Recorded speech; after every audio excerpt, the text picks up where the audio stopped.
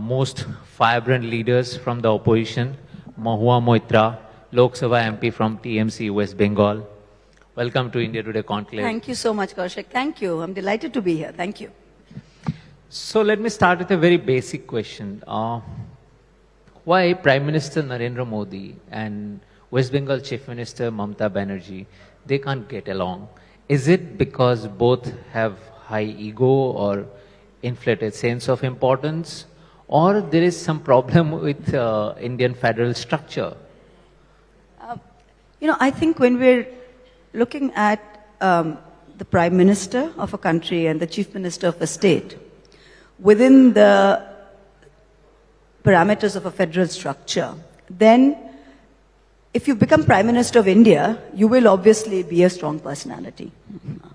If you become Chief Minister of a state like Bengal, you will be a strong personality. So it is taken for granted that both of these people will be and should be strong personalities. So that's not a bad thing. That's how it should be. But within a federal structure, I don't think that the friction or the tensions arise from personal attributes or personal traits or things like ego. It is the basic structure of the sort of federation, the union of states, that is right from day one been open to interpretation. If you think about what B.R. Ambedkar said, and he said that when he said the draft constitution is meant to be both unitary and federal, depending upon time and circumstance. So this was a very kind of flexible federalism that we had right from day one. When we talk of federalism in India, it is not something that was set in stone. So even the founders, the drafters of our constitution, meant it to give it some area of flexibility. And they said that, Ambedkar also said that it is surprising that how unitary our structure can become. So obviously when different people come to power at the center, they are using these powers of flexible federalism to push boundaries, and that's when the trouble starts. So let's start at something very basic. You can look at economic federalism, you can look at administrative federalism, and you can look at political federalism. Now it is very possible to have a large degree of political federalism and yet have strong economic and administrative control of the center. They can both coexist quite nicely. I mean, if you look at, say, YSR and the BJP there, they have political federalism, but at the same time, administrative and economic is flowing quite nicely from the center. So that is possible. But if you look at, otherwise, if you look at, in 2014, that was, I would say, as we knew it, federalism's first big blow came in 2014, when the Planning Commission was done away with. For 65 years, we had the Planning Commission, which basically dealt with the disbursement of grants on a consensual agreement basis to the states. So when Mr. Modi came in, the government did away with the Planning Commission, brought in the Niti Aayog. What did we have before that? We had the Gadgil formula. According to the state's GDP, per capita income of the state, population of the state, that's how the plan's allocation would be done. Now the Niti Aayog comes in, what happens? It's based on discretion. So whenever you have grants or assistance based on discretion, then the trouble starts. So what, in the last sort of, I would say 5 years or 4 years or even 3 years, especially during the pandemic, the center frankly has had a very bad fiscal run. Huge mismanagement, they've got their back to the wall. So what do? They squeeze the states. They increase cess, where the states get no thing. They've increased cess. As far as GST revenues are concerned, they are not paying the states on time, which is the biggest problem that has happened. They are giving what is due to the states as delayed loans. Things like the National Development Council, which used to meet. In the past 8 years, Mr. Modi has not called a single meeting of the National Development Council. So these large pillars of the federal structure as we know it have really broken down. So when something like this happens, obviously states like Bengal, which are owed something like 74,000 crores in dues, we're going to have to stand up and say, when you are increasing state share of all the center and state programs, be it PMJSY, be it PMAY, be it all of them, then obviously, and you're not paying your share on time and you're blackmailing the states, that there's going to be pushback. So obviously when you have strong chief ministers, as there should be, and they will push back when you are undermining the federal structure, then you will have friction like this. So I'm sorry for a long answer, but it is a long answer. I take your point, but as you rightly mentioned about YSR, and we do not need to go far, next to West Bengal is Odisha, and there is also a strong chief minister who has been there for 2 decades. And we don't see that kind of conflicts that happen between West Bengal and center. And you talked about economic federalism, but we see most of the conflicts around police force, administrative federalism, the use of agencies, whether it's CBI or state government protecting certain police officer. I want to know what's this obsession with police force, whether it's the center, say for instance, running the Delhi government, Delhi police force, or the West Bengal police force under Mamata Banerjee. Is it because the control over the police force gives the right to control the opposition leaders because they can be sent to jail or they can be intimidated? And both are at fault. Means I have instances of West Bengal government also using it and central government also using the same force. It's a very good point. Again, there are let's divide it into two. One is the center is trying to overstep its boundaries in a very large way by legislating on issues on which they have no business legislating. So it's not just, if you look at the UAPA, for example, which, where people can come in and individuals can be designated as terrorists. Central forces can come in without seeking permission of the state's DGP, go in and take action within a state's territorial limits, which is something that was not allowed ever. Law and order is a state subject, you have to seek permission. So when you pass laws, they have a brute majority in parliament, so you have legislated on issues like that. You have legislated on issues, for example, as just last time when they brought in the Delhi Municipal Corporation Reorganization Act, which is a state subject. They've brought in the 3 farm laws, which was agriculture, a state subject. So over and over again, you have seen when it comes to state subjects that they're overthinking their boundaries. But the issue with the BJP is that it is okay if a government is deriving its power from its elected majority. This government wants to also assert its power not just over your vote, but over what is inside your head. So to do that, they have to do what in Hindi they call darana dhamkana. Bas chalo isko thoda dara ke dhamka dete. So what they'll do is, they will call someone into a police station. They won't arrest you. They can't keep you more than 8 hours in a police station. They let you go after 6 hours. But the process of calling you into a police station for 6 hours, keeping you waiting, acha thoda chai pijiye, thoda ye kijiye, sawal kijiye, kyun tension lete, all of that. So as far as normal law-abiding, basic law-abiding citizens go, this instills a sense of fear. So when you use police force to instill a sense of fear, then in addition to elected majority, you are also trying to get this majority to follow you due to an atmosphere of fear. And I think that's what the obsession with trying to control police forces is. Because even when you run a state, who is the most, in my district, I don't need the chief minister on a daily basis, if you know what I mean. If I've got a small problem, I don't call the chief minister. I need my OCs. I need the SHO. Those are the people that you need. If a normal person has a problem, are they going to come to Lal Bazaar? They're going to go to the local OC or the local IC. So these circles of influence are actually operating at very micro levels. And that is what the BJP wants to control now, which is why law and order for them has become very important. You're talking of BJP, but डराने धमकाने का काम ममता बनर्जी भी करती है. Recently, one person criticized him or used some unparliamentary languages, and she's sending police force. And you are also trying to arrest or at least legally summon Nupur Sharma. So it's the same thing both parties are doing. How do you differentiate it? There's difference between the two cases. As far as freedom of expression is concerned, I don't know if I'm an outlier, but I do believe that we have the freedom to criticize. Now I won't even say it's a fine line, it's a very strong line, it's black and white, between the freedom to criticize and the freedom to incite violence. So if somebody is going and abusing somebody, for example, or using bad language, you may not like it, but I think that, frankly, as political leaders, we should let it go.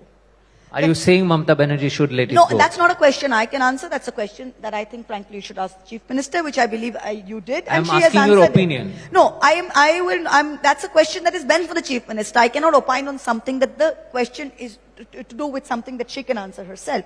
I'm just saying in most cases, I believe that one should let, when someone calls me a name, so I know, for example, somebody will come and tell me, Didi, apnake ei boleche. And I'll say, acha, thik ache, boleche. Now, I'm not going to say, get him arrested, right? So I think to that we should be tolerant. But the difference between that and between clear and imminent danger, the test is clear and imminent danger from somebody's words, where it is incitement to violence, where it is incitement to hate, where you can actually have large masses of people rioting or large masses of people who are at bodily harm due to somebody's words. And for that we have the law of the land. So our French spokesperson said was completely at odds with the law of the land. Like yesterday, Vinda Grover said in court, and I would like to bring that out, I think all of us should know the difference. She said, we are not talking about the hurting my sentiments code. We are talking about the Indian Penal Code. There's a lot of things that we can say that can hurt my sentiments, but they may not necessarily be illegal. So let us try and stick to what the Indian Penal Code is and not this hurt my sentiments code. Now, some people may get hurt by sentiments by, I'm not eating vegetarian food and I'm drinking whiskey. But I may be a Kali worshipper where I go to Tarapit and I'm giving Ma Tara whiskey and I'm giving her mangsha jhol. So where does one draw the line? So let's not get into the hurt the sentiments kind of thing, but let's go into what is against the law. So if somebody has said something that is against the law, that is directly incitement to violence, then of course she should be arrested. And there cannot be double standards. You cannot have Muhammad Zubair, for example, for exactly the same section, 295, 295A, when he has tweeted from an Android phone, being picked up and harassed and his laptop confiscated, and the other person being given security at taxpayers' expense. That's not compatible. I'll come to that, but before that, what's your opinion about projecting that film director who projected Goddess Kali smoking? Now, many are claiming that it hurts religious sentiment. You were saying that something. Do you see that unconstitutional, or that's? I frankly, to me, Goddess Kali is how you view your God. Right? So some people's idea of God, if you go to Bhutan or you go to Sikkim, for example, when they do their puja in the morning, they give whiskey to God. Now in some places in Uttar Pradesh, if you go there and you tell them that you're giving whiskey or giving something as prasad to God, they'll say, oh my God, that's blasphemous. So I think one's version of Kali, or Kali to me is a meat-eating, alcohol accepting goddess. To me, that is a version of Kali. And if you go to Tarapit and around all of them, you have all the sadhus smoking, all of that. That is the version of Kali that people worship. So I think within Hinduism, being a Kali worshipper, have the freedom to imagine my Kali in that way. That is my freedom. And I don't think anyone's sentiments in that way should be hurt by that. I don't think that. I have the freedom to do it as much as you have the freedom to worship your God as a vegetarian, white cloth wearing. So you have absolutely no problem with someone projecting? Absolutely no problem. I do think religion should remain in the personal ambit, and as long as I am not interfering in your space, I think we should be allowed that. But then someone can claim that Nupur Sharma had her own interpretation of another God. No, that's not another God. She can have an interpretation of another God, but what she's saying is factually, I don't want to repeat what she said. We all know what she said. But that is virtually, that's like coming to you or me and saying, oh, your father, or coming to say that, oh, 500, say 50 or 75 years ago, a lot of people got married to girls who were 13 or 14, or maybe in her own family somebody has done that. Is that someone going to say, so-and-so is a child rapist? Will you accept that? Is that not against? So, there are lines, and in this case, I think the line was very straight. That is not the same as to say that you're being anti-Hindu when you say something against Kali, and you're being pro-Muslim because you do that. I don't think that's the same. Okay, coming to Muhammad Zubair. So, his critics are saying that what he did, what he wrote, these things also incite violence and had the potential to at least incite violence. And you are talking the same about Nupur Sharma. So why you have double standard? On one case you were saying that she should be arrested, and the other you are protesting against his arrest. I don't have double standards, and it bothers me that the media is unable to draw the distinction between the two, and you are helping the BJP by perpetuating this case, this false case, that both of them are the same. We are not helping any party. Yes. I just need the explanation. Let me tell you, but why are we even buying that? Because the two are completely different.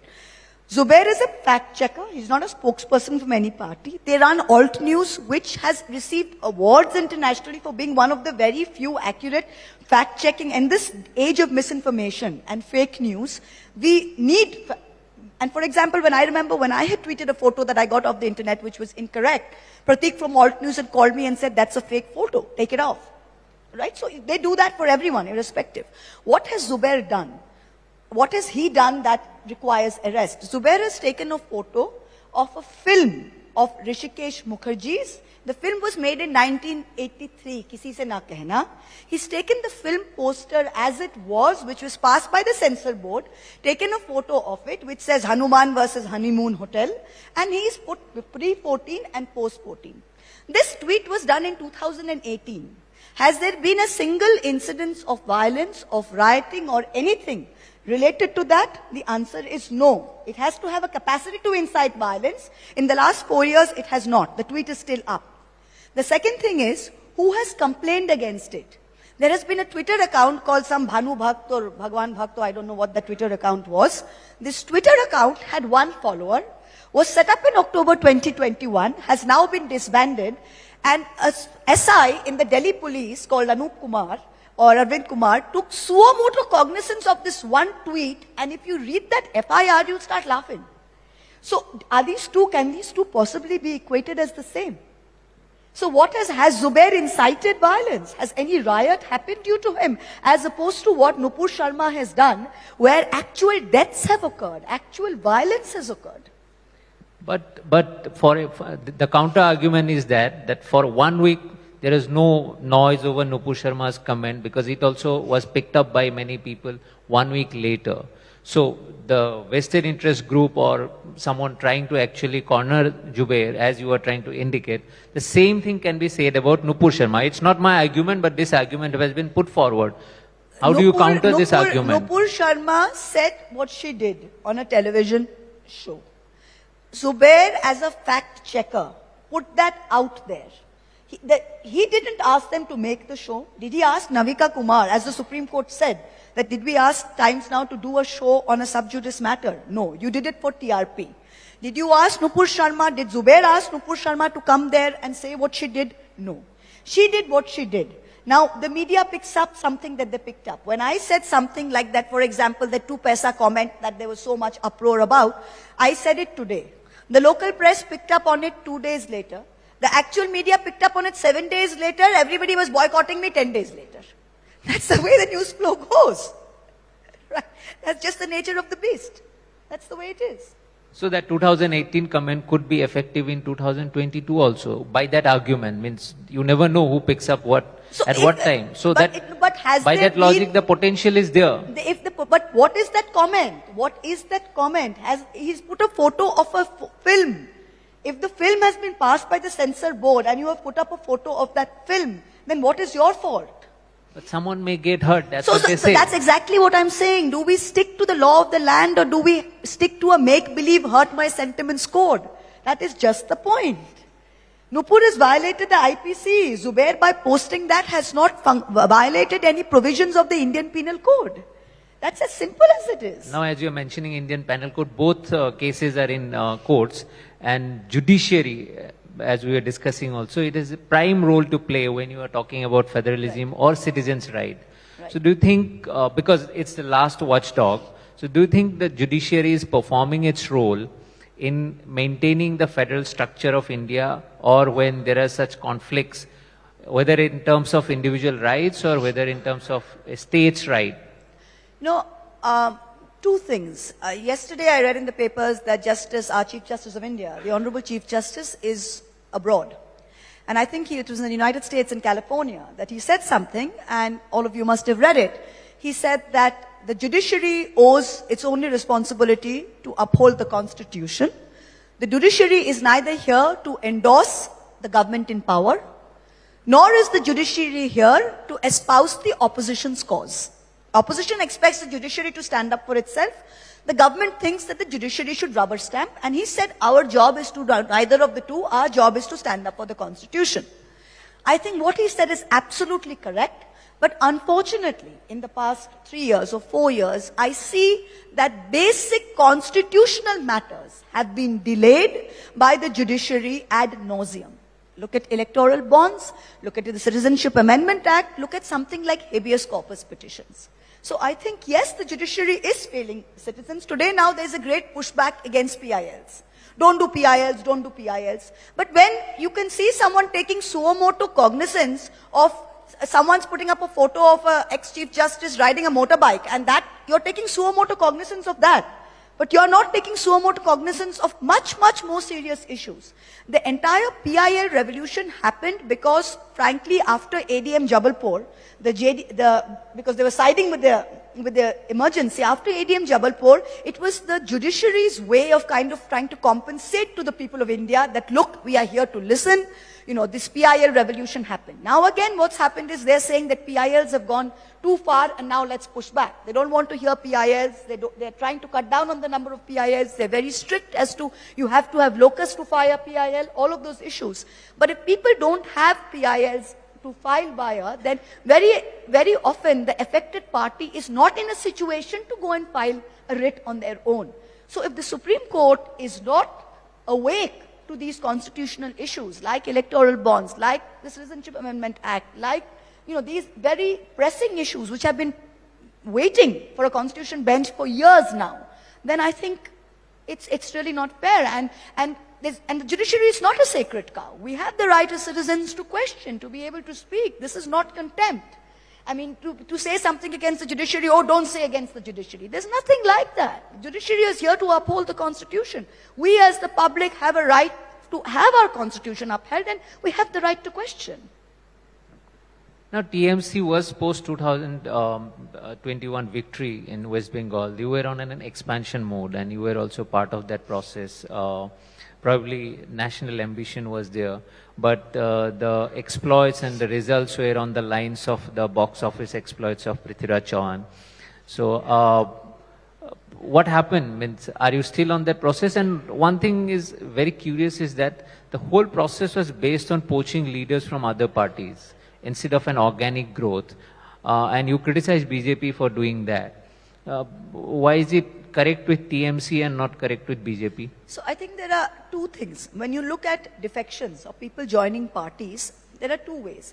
Now, suppose you are in Congress, you can feel upset at Congress and you can go to the BJP, you can come to TMC. Individual MLAs or individual public representatives some do it for personal ambition, some do it because they genuinely can't work within their parties, some do it for a lot of reasons. Individual public representatives always have the right to join parties to switch. For example, if TMC wins a very large mandate as we did, and some BJP MLAs feel that they feel that, oh, I'm better off with the TMC, and 5 people come or 6 people come, there's nothing wrong with that.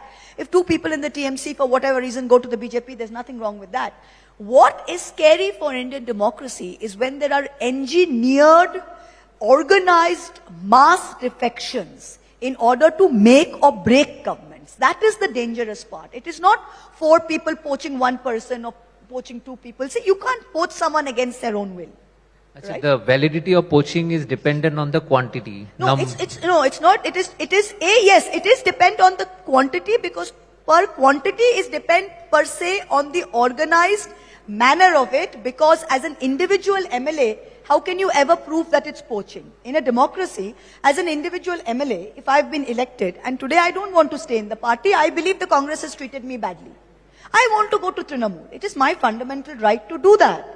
Who is going to prove that Trinamool has given me X or Y or Z? For individual MLAs, it is extremely difficult, or individual MPs, it is extremely difficult. But when you are doing it to make or break a government, for example, what we've seen in Maharashtra, what we've seen in Madhya Pradesh, you have done it to change governments. When you do it to change an elected government... But in Maharashtra, technically nobody defected actually. No, there's no defected because our anti-defection law has no teeth.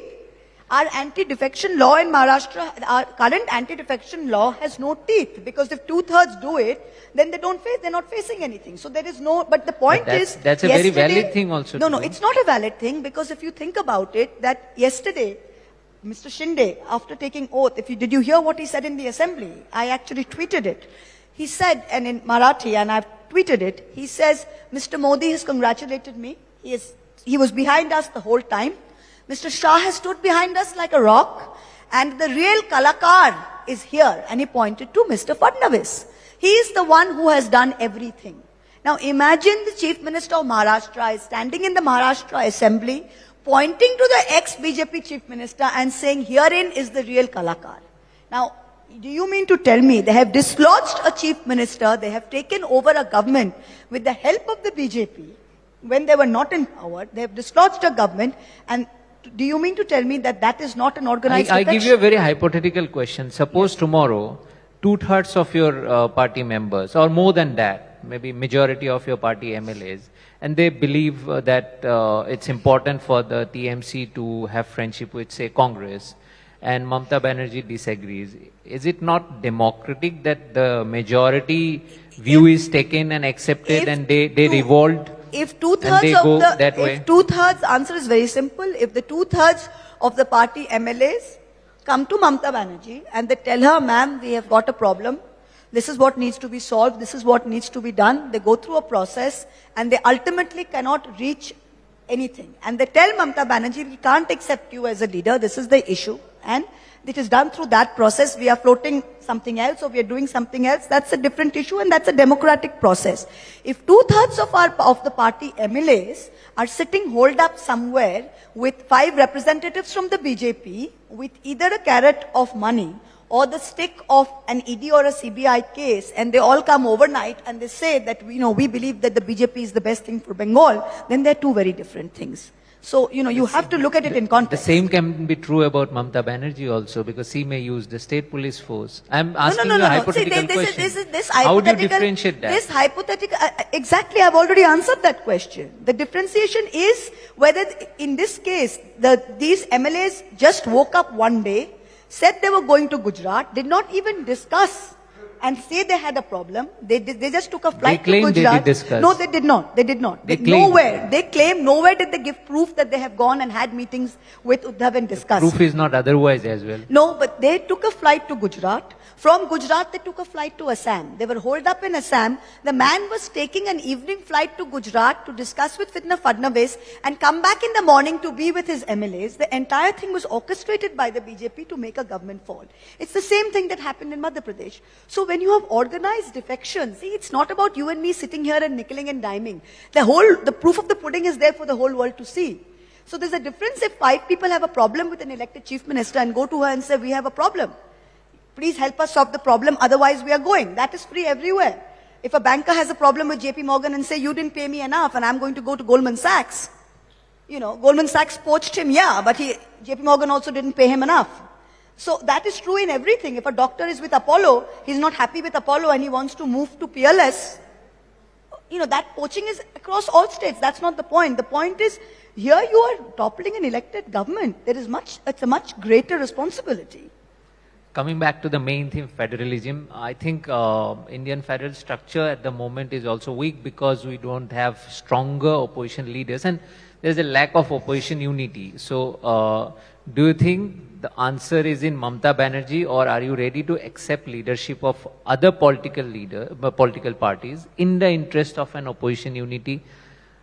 Because there is a conflict, there is Rahul Gandhi, there is Akhilesh Yadav, there is Mamata Banerjee, there is even Sharad Pawar. Mamata Banerjee has been the first person. And there is a new entrant, KCR. Yes, Mamata Banerjee has been the first person to put up her hand and say that I'm not interested in being the leader of the pack. We just want that we be united and that we come together and we discuss all the issues and we take on the BJP where it matters in a united front. So that's a question that she said from day one. So there's no question of sort of, her insisting on that. She's been the first person to say this, even when on any meeting that is convened. I mean, she is one among equals. And I think that is very clear in terms of opposition unity. And I don't think it is correct to say that there are no strong leaders. We see- don't want to be a She 50 is ready to accept Rahul Gandhi as the leader if others That's, also. no. See, these are questions. accept the same When you have a session proposition. with Mamta Banerjee, then you don't have the guts to ask her this question. When you have a session with Mamta Banerjee, you ask her this question directly and see what she says. What is the point of asking another leader of Mamta Banerjee's party whether it's with this thing? I cannot answer this question for Mamta Banerjee, but Mamta Banerjee has gone on record saying very clearly that she has no problem with accepting anybody. The question is not of leadership as of now. The question is of coming together and having a common united front. That's the most, and please understand one thing. Strong leadership, Mamta Banerjee is a very strong leader. Stalin is a very strong leader. BJD, Mr. Patnaik is a very strong leader. So there are strong leaders in everything. You don't have to have a 56-inch chest and beat your chest every day and say, I'm great, and this is Amrit Kal, to be able to be a strong leader. So I think this myth that you keep perpetuating that there are no strong opposition leaders is correct. If we were not strong with all the might of the BJP, with them camped here for 2 months, spending thousands of crores, we still won 217 seats. Look at what Stalin, they ran with their tail between their legs in Tamil Nadu. Look at Orissa, with everything that they're trying, Naveen Patnaik is winning election after election after election. So it is not true that there are not strong opposition leaders. There are. That's not true. Ms. Moitra, thank you very much for this candid conversation. You answered most of the questions. You evaded one or two, but it was Only one or two. delightful. It was delightful having you here. Appreciate you joining India Today. Thank you so much. Thank you.